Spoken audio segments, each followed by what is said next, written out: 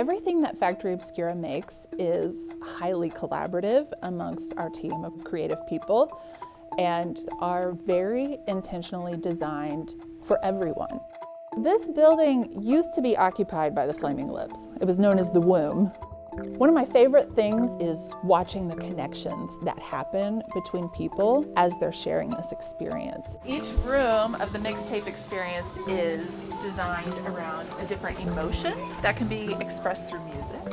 And of course, everything is meant to be touched and explored, climbed on.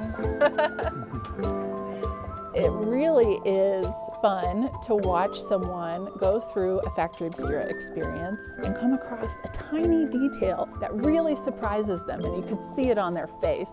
And instantly they look up and look around like, who can I share this with? It's human nature. And now we're connected to each other, and we weren't before.